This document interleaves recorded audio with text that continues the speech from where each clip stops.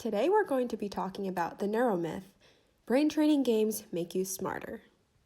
This neuromyth originates back to the 1880s, where programs like Pelmanism and the Ralston brain regime were widely advertised in America and Europe. Pelmanism was the first widely available brain training program that gained over 500,000 customers worldwide. Yet, by World War II, the scientific community firmly associated Pelmanism with magic and fake science. Around the same time, Catherine Eichen, a Quaker schoolteacher in Stamford, Connecticut, developed an attention training program for girls in her school, requiring her students to spend 15 minutes a day on attention and memory exercises. Eichen wrote a few books on her mind training program's methods and results, receiving widespread attention from prominent psychologists and researchers at the time. It was a topic of heated debate as many scientists obtained conflicting results from their experiments to try to prove or disprove the efficacy of Eichen's program. Some supported her mind training program, such as G. Stanley Hall, the first president of the American Psychological Association. Yet many scientists, like G. M. Whipple in 1907, conducted research on Eichen's program and found no evidence that brain training led to any general improvements. For his research, Whipple conducted 2 controlled experiments. In his first experiment, Whipple tested 6 college students before and after practicing the letter memorization exercise from Eichen's program for 1 hour. His second experiment used 3 adult participants and a broader range of Eichen's exercises for 3 hours a week for 7 weeks. Whipple found only a minimally slight effect on the practice, which he easily attributed to habituation. Since then, many research studies have been conducted in an attempt to dispel this neuromyth. For example, in 2014, a group of 75 international scientists led by the Institution for Human Development at Stanford University published a joint statement declaring that there is no compelling scientific evidence that brain training games can improve cognitive function.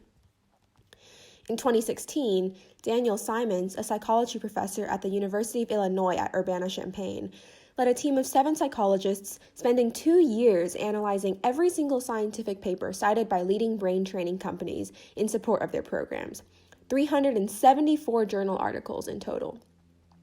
They found that many of the studies were poorly designed. Some studies' sample sizes were too small, leading to unreliable results. Others had bad or even no control groups. Many studies only measured a user's performance on cognitive tasks closely related to those practiced in the game themselves. In other words, these research studies only prove that repeatedly practicing a specific skill will help you improve that skill. However, getting better at that one task will not make you better at others. Even today, the myth of brain training still exists, despite the long history of research disproving it. One of the leaders in the cognitive training field, Lumosity, has over 50 million subscribers and has been advertised on NPR radio. They were charged by the Federal Trading Commission in 2016 for deceptive advertising. The perpetuation of this neuromyth can be very dangerous. These brain training games are claiming everything from 10 plus years in memory and 2 times faster visual speed, according to Brain HQ, or improved math and reading outcomes for underperforming students, and improved attention for those with ADHD, according to CogMed. Yet, Sharp Brain's research tells us that consumers spent around $715 million on brain training programs and games in 2013, when consumers could have spent that money on getting real help like math tutoring or ADHD meds. To actively combat this myth, we must realize that the brain is plastic, meaning it changes through experience. So when we practice a skill like a brain training game, the brain adapts and we get better at that specific skill. Yet a long history of research indicates that the effects of training are specific, meaning that getting better at one task won't make you better at others. The best way to keep your brain at its best is to exercise. Aerobic exercise is proven to be correlated to improved cognitive function as well as general upkeeping of well-being like eating and sleeping well. So, the neuromyth that brain training games make you smarter has been dispelled.